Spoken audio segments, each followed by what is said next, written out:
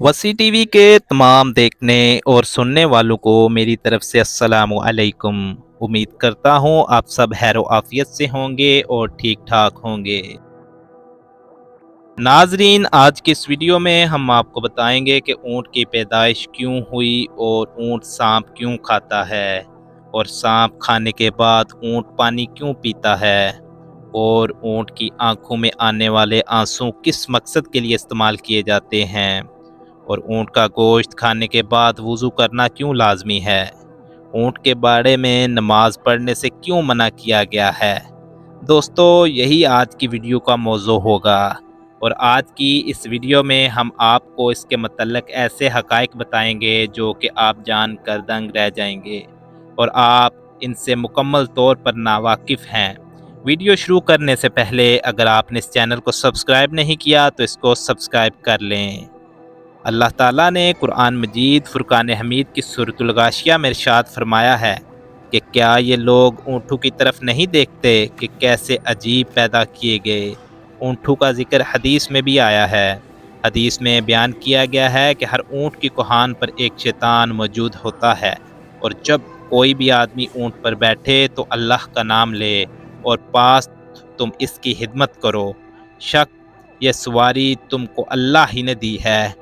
एक और हदीस शरीफ में फरमाया गया है कि ऊँटों की पैदाइश शैतान से हुई है। हजूर सल्लल्लाहु अलैहि वसल्लम ने इरशाद फरमाया कि हर ऊँट की कोहान पर एक शैतान मौजूद होता है, तो बस तुम जब भी ऊँट पर सवार हो तो अल्लाह का नाम लो। नाजरीन, ऊँटों का शुमार दुनिया के कदीम तरीन जानवरों में होता है और ऊँट सदियों से इंसानों की खिदमत करता चला आ रहा है। ऊँट सवारी और बतौर गोश्त भी इस्तेमाल किया जाता है। सही हदीस है कि एक आम सेहतमंद ऊँट हाथी से भी ज़्यादा वज़न उठा सकता है, जो कि तकरीबन 450 किलो से भी ज़्यादा है। ऊँटों के बालों को बहुत ही आला किस्म का नफीस कपड़ा बनाने के लिए भी इस्तेमाल किया जाता है। ऊँट खुराक और पानी को ज़हीरा करके अपनी कोहान में ज़हीरा कर लेता है और इस तरीके से ऊँट कई दिनों तक खाए पिए बगैर गुजारा कर सकता है। और इसके पंजों की ये खासियत है कि ये इस रेत और बर्फ़ में दंसने से बचाते हैं और ऊँट की आंखों में एक बंद झिल्ली भी मौजूद होती है और इस झिल्ली की वजह से ऊँट की आंखें जो सहराई रेत से महफूज रहती हैं। नाजरीन, सहराओं में तूफ़ान आते ही ऊँटों के नथने भी बंद हो जाते हैं ताकि ऊँटों के नथनों में रेत दाखिल ना हो सके। ऊँट की नाक के नथने सीधे नहीं होते बल्कि तिरछी हालत में मौजूद होते हैं। इसी वजह से ऊँट को सहराई जहाज़ कहा जाता है। ऊँट की दो इकसाम हैं। पहली किस्म में ऊँटों की वो किस्म है जो कि एक कोहान वाली होती है, जबकि दूसरे नंबर पर वो ऊँट है जो कि दो कोहान वाले होते हैं।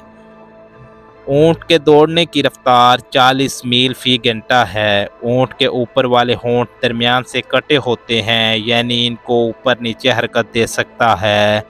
ऊँट कांटेदार दरख्तों को बहुत ही लुत्फ़ अंदोज़ होकर खाते हैं क्योंकि इसकी अंतड़ियाँ बहुत मजबूत होती हैं।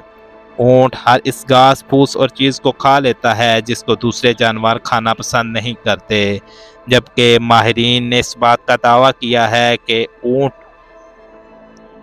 3 मिनट में 200 लीटर पानी पी सकता है, जबकि इसके मुकाबले में कोई दूसरा जानवर इतनी तेज़ी से पानी पीने की सलाहियत नहीं रखता।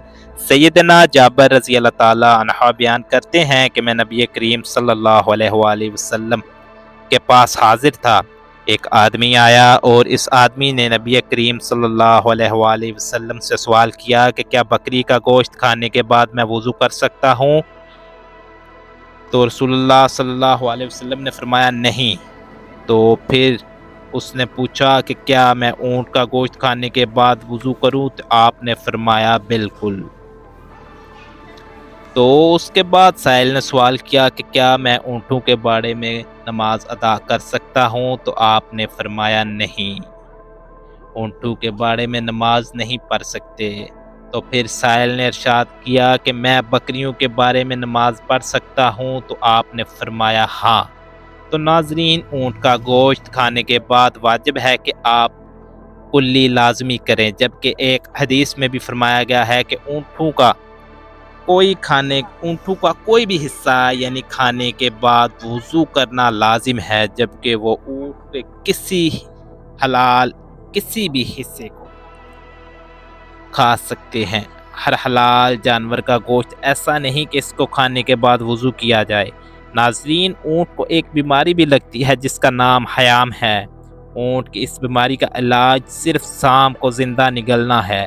بہت سے لوگوں کا یہ بھی کہنا ہے کہ سانپ کھانے کے بعد اس کے زہر کی وجہ سے اونٹ کو بہت زیادہ پیاس لگتی ہے، اور اونٹ اس زہر کو کم کرنے کے لیے ایک ہی سانس میں وافر مقدار میں پانی پی جاتا ہے، مگر پھر بھی اس کی پیاس ختم نہیں ہوتی۔ اونٹ سانپ کو کھاتا ہے تو اس وجہ سے اس کی آنکھوں میں سے آنسو بہنا بھی شروع ہو جاتے ہیں، اور ماہرین کا کہنا ہے کہ ان آنسوؤں کو بہت قیمتی تصور کیا جاتا ہے۔ ان آنسوؤں کو ایک چمڑے کی چھوٹی تھیلی میں محفوظ کر لیا جاتا ہے۔ یہ آنسو سانپوں کے ڈسنے کا ایک مجرب علاج بھی تصور کیا جاتا ہے۔ ان آنسوؤں کی مدد سے بہت ساری بیماریوں کا علاج اور سانپ کے ڈسنے کا علاج بھی کیا جاتا ہے۔ ناظرین، ماہرین نے لکھا ہے کہ جب اونٹ غصے میں ہوتا ہے تو وہ کسی کو بھی خاطر میں نہیں لاتا۔